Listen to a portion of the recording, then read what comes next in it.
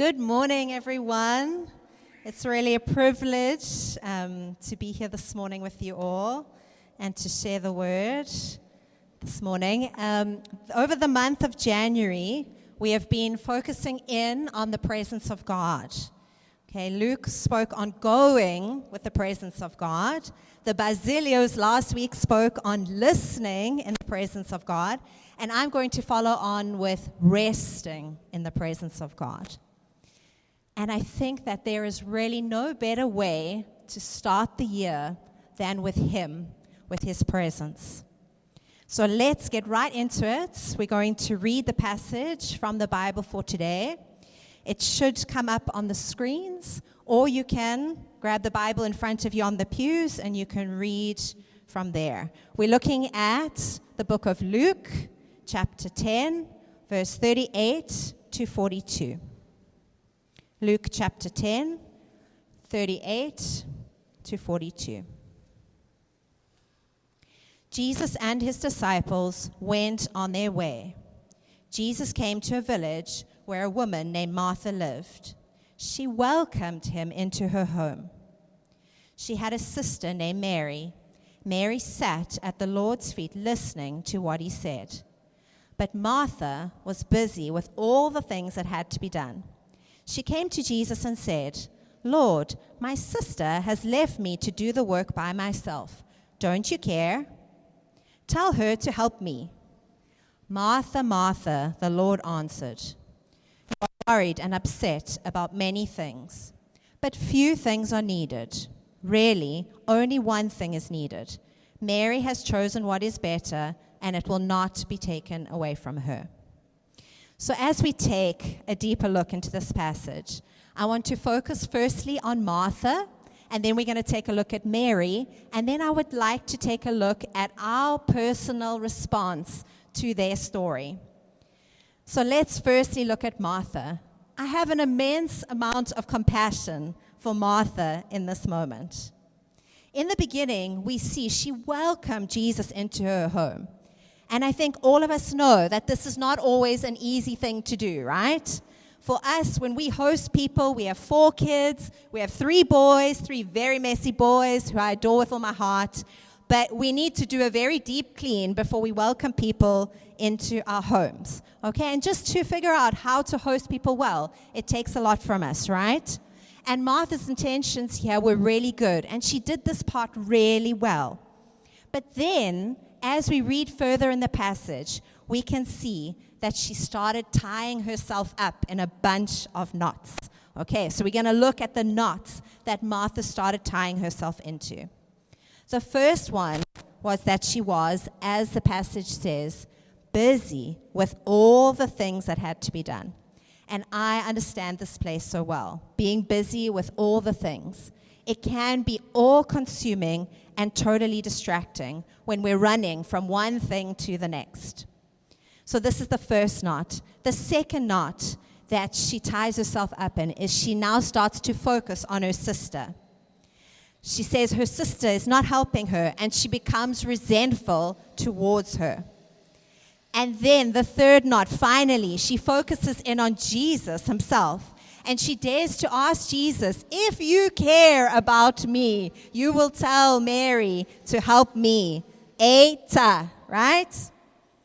It is quite something, all these knots that she has tied herself up in and become consumed with. She has Jesus right there in her home, and she is so distracted by all the other things. Now, I don't know how many of you have watched many videos of the Bible. Like, there are a lot of series that have come out, the most recent one being The Chosen, but there are many others like the Bible series, the book of Matthew. I use them quite a lot when I'm teaching just to reinforce Bible stories for my students. And I've noticed, I think, a common thread that seems to run through each of them. And this seems to be that the actor that they choose to play Jesus, it seems to me like he needs to have the kindest eyes in the world. And there was a time many years ago I was watching a scene from the book of Matthew, and this is the scene where Peter denies knowing Jesus. This is just before Jesus goes to the cross. And Peter denies Jesus 3 times. And in this scene, in this moment, Jesus turns and he looks at Peter right in the eyes. And just the kindness and the compassion that was emanating from Jesus in that moment, in what must have been Peter's absolute lowest moment, where he's denied knowing Jesus, it has just stayed with me.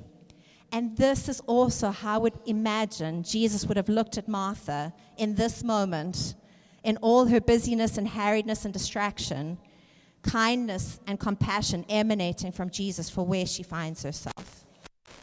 And he takes all of it in. He takes her in. And I think it's quite a lot that she's putting forward, right? She was distracted. She was resentful. She was demanding, angry, bitter, full of self-pity. And I relate to this place. As many times when I come home from a long, busy teaching day, I'm frazzled, I'm grumpy, I need some time to myself, right? And we have 4 children at home who also have had a long, busy day, and they also have big emotions that they're facing at the end of the day. And Lester, heroically, oftentimes, he will look at me and he'll be like, okay, she needs a moment, and he will heroically tend to the kids to give me that time. So this is me when I'm a lot and in those moments. And I think the same is true with Martha here.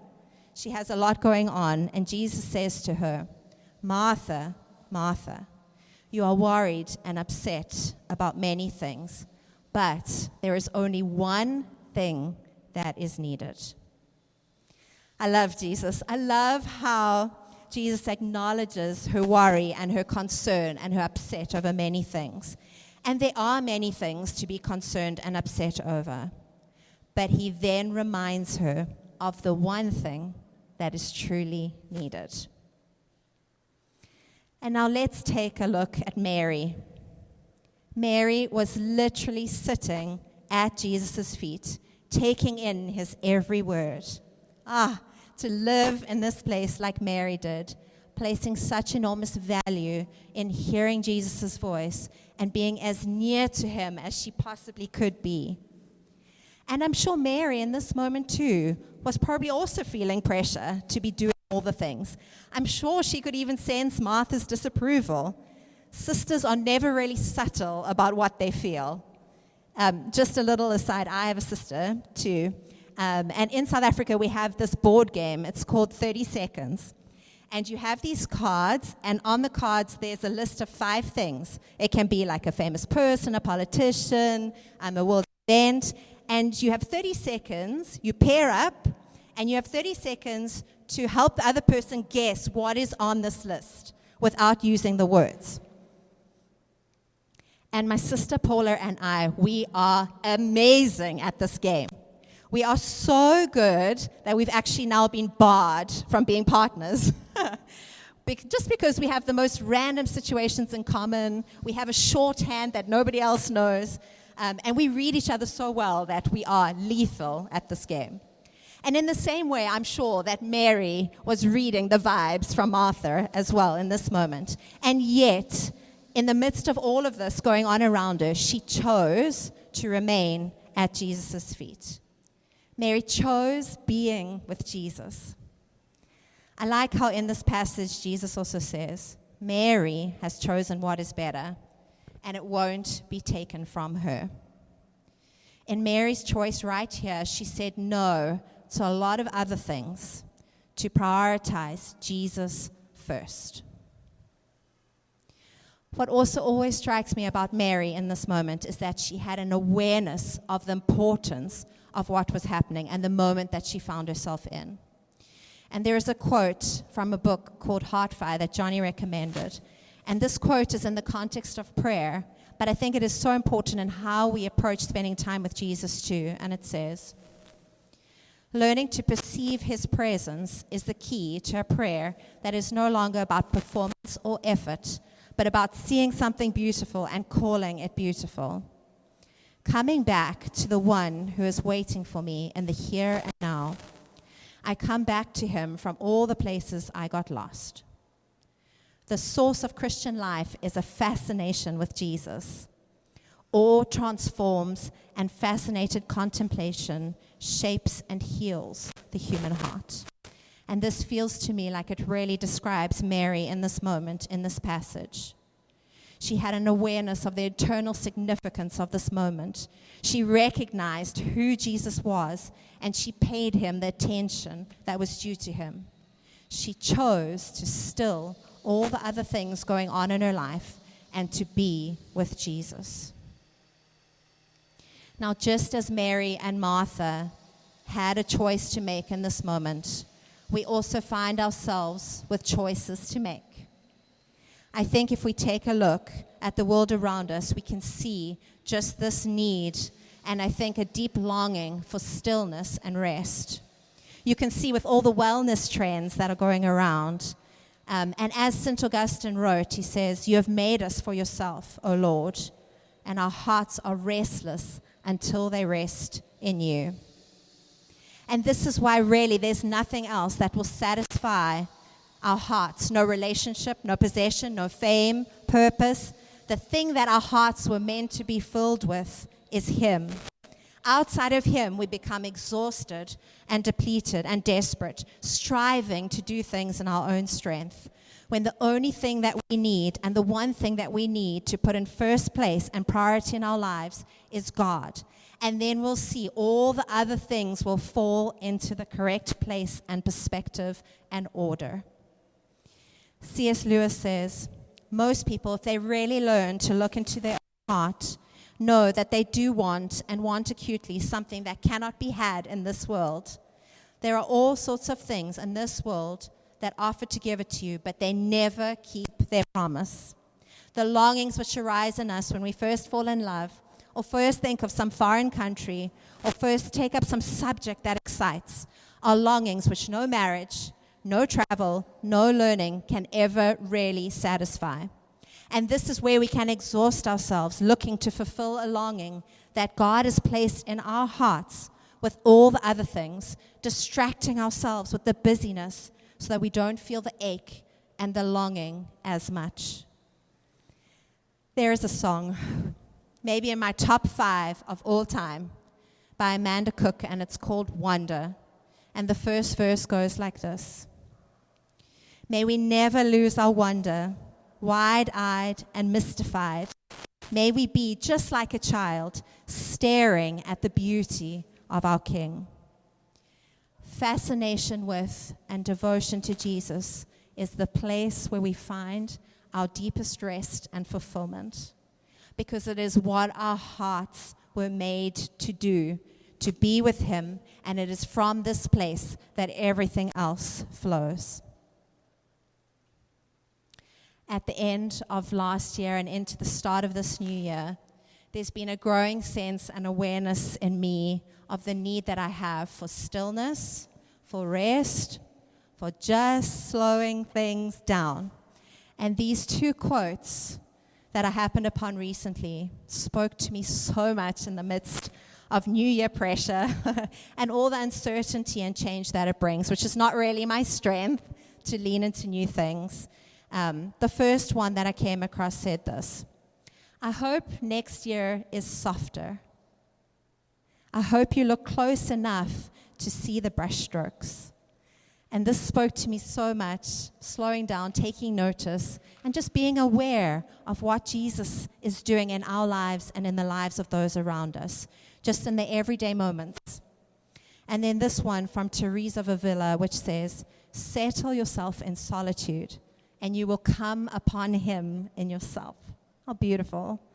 And this slowing and this pace of stillness, prioritizing Jesus, it's not an easy thing to do, right? I found even everything everywhere, online especially, since I turned 40, has been a little bit crazy. Like when I'm just happily looking at some memory, maybe on Facebook or Instagram, and suddenly there's a bombardment on the side of my screen. All these adverts, how to lose the weight, how to lose the wrinkles, and I'm just like, No, thank you to all this unwelcome, unsolicited advice. And I think this is just one example of just the bombardment that we get, especially now that the world is so online. It really comes at us from all sides, this busyness, this preoccupation with all the things. And in the midst of all this, the verse that the Lord keeps bringing to my mind and keeps speaking to me about, and the one that I think Mary really lived out in this passage, it's found in Matthew 11:28-30, and I've put it into the Message version, and it says this: "Come to me, get away with me, and you'll recover your life. I'll show you how to take a real rest. Walk with me and work with me. Watch how I do it. Learn the unforced rhythms of grace. I won't lay anything heavy or ill-fitting on you. Keep company with me, and you'll learn to live freely and lightly. Come and learn the unforced rhythms of grace." This is Jesus' invitation to us. Come and be with me. This is the one thing that is needed. Whew, doesn't that just sound so literally heavenly? Just so peaceful and a space of rest, to learn the unforced rhythms of grace. And I found this to be so true. He is our safest space where our hearts can breathe, our souls can rest, and our minds can be at peace. And it is from this place that everything lasting will flow. As it says in Heartfire, we come back to Him from all the places we got lost in. Martha got lost in doing all the things. I often get lost in my own stuff, and instead of taking it to Him, I try and sort everything first, right? Even this week was such a tough week for me, just in terms of distraction, my heart going in 100 different directions, anxieties, fears, worries. But this is the inner vow that I want to make by the grace of God this year, is to, like Mary, to choose Him and to make sitting at His feet a way of life. And now this can look different for each of us. Lester and I in particular have very different ways that we connect with God. Lester loves to watch these very heated debates, and I'm just like, oh, and there I am putting on my peaceful, calm worship music, taking out my journal. This is how I spend time with God, and Lester really is invigorated by the documentaries and the debates that he watches. And it will be different for each of us, the way that we connect best with God. Maybe it's committing to a consistent time of prayer every day. Maybe it's committing to coming to church.